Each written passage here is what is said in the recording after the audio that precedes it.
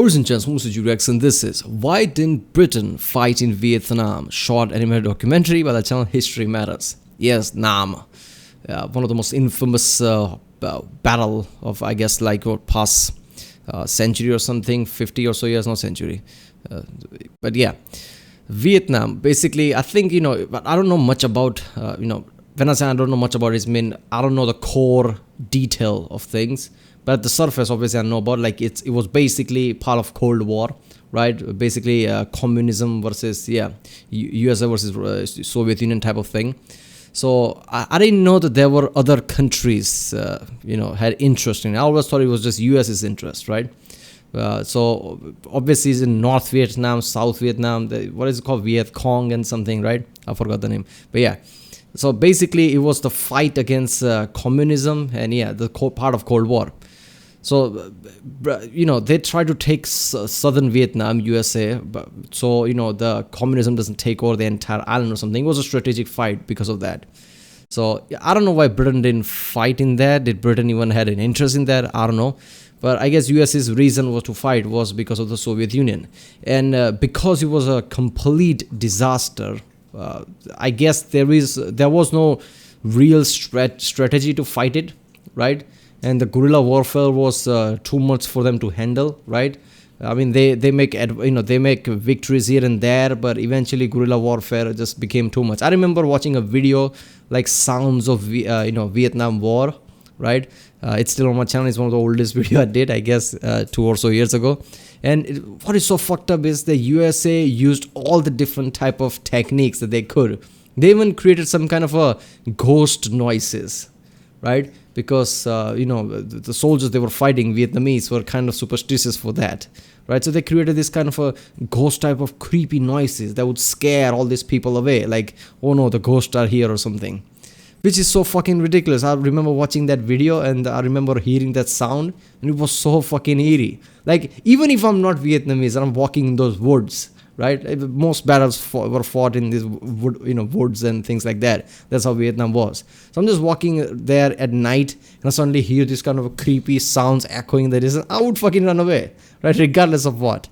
I'm surprised how, certain US soldiers didn't get scared because of it. Because I'm thinking of a scenario when not all soldiers knows about this, obviously, right? I mean, it happens, right? It's not like everybody's gonna get briefed perfectly like that. Some people,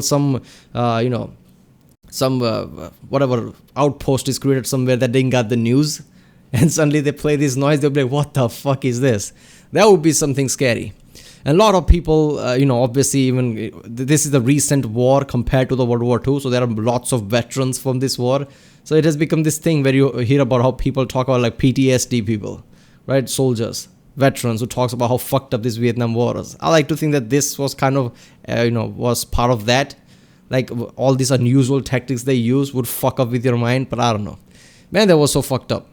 The Vietnam War was really horrible. Obviously, US lost because locals had more, control because they knew the land.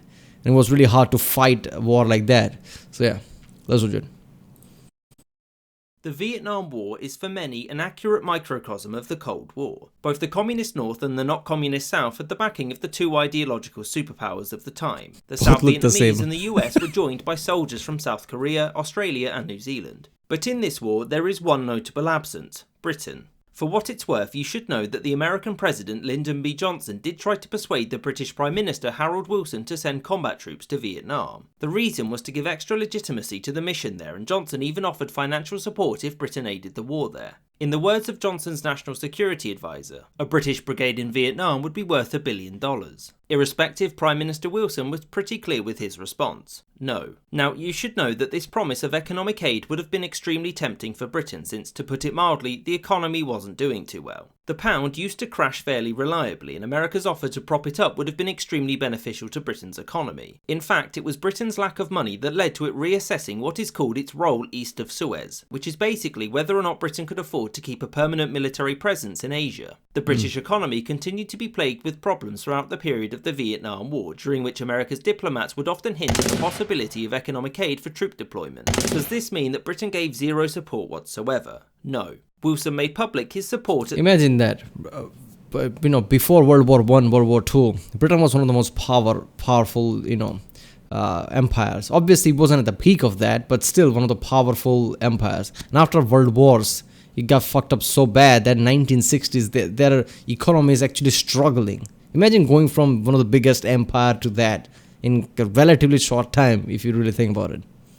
That's just fucked up. The US attempt to stop the spread of communism in Southeast Asia. Also, under US pressure, he made sure to dissuade other members of government from criticising the United States publicly. The thing was that Britain couldn't commit troops to Vietnam because the war was amongst the British public seen at best someone else's problem and at worst a war of aggression. Beyond this, Britain also very early in the war sent a team of advisors to help train the US Army in how to deal with guerrilla warfare. This advice was promptly ignored. Britain's lukewarm approach to the Vietnam War didn't do much to help US-British relations, which were made even worse by the fact that Wilson and Johnson disliked each other on a personal level. Between 1965 and 1968, US-UK relations reached a new low. Not like 1776 low, but the two weren't exactly best of friends either. For example, when Wilson tried to advise Johnson on what to do next, Johnson... their personal relationship were like that. Only way that could happen is I'm thinking that maybe the US president thought that UK will definitely join. I can count on them definitely just because of the,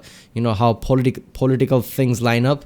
So they will definitely join. And I guess when they said no, that was a shock to him at a level that he started to despise the prime minister.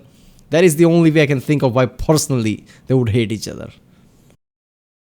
Promptly told him to send troops or shut up. Over the course of the Vietnam War, Britain would never send direct military aid, which is why it holds such little place in British public consciousness. There was never really much chance for British forces to be sent to Vietnam. This was mostly due to a combination of public dislike for the war alongside Britain's financial struggles. Couple this with the colonisation and Britain largely not knowing what its future role in the world was going to be, and it's not surprising that it chose to sit this one out. Yeah. And ultimately, very few people regret Britain not taking part in the war. I hope you enjoyed this episode and thank you for watching, and a special thanks to all of these patrons you see. Yeah, seriously, man. Because let's be honest, it's like, just 1940s, that's just few decades ago when the World War II kind of ended. And that was the peak of it at the end. And Britain remembers that. Imagine that, asking your public in just 1 or 2 decades. Same thing happened after World War I. World War I, World War II, just few decades of gap. Imagine after that you talk about, let's fight in Vietnam. At the point they will think like, okay, maybe even if we fight in Vietnam, what if it escalates now, just like how we fought with Germany now, Soviet Union is the enemy, fight, and another world war starts after that. Right? Another massive scale war triggers. Every few decades it feels like a trend now. And Britain probably was tired at that point, like, fuck it, we don't want to do this. And also their economy was screwed, right? They're not worrying about communism at that point. I mean, they're struggling. So it kind of makes sense why Britain didn't choose to fight, right? I mean, yeah, that would have been fucked up. If this was a Paradox Games scenario, I guess the communism would rise up in Britain itself, apparently, because communism is doing, whole economy is doing bad, right? And if they join fight, there you go, communism rises up. All right. Well, if you like my reaction, don't forget to like, subscribe, and yeah, I'll see you next time.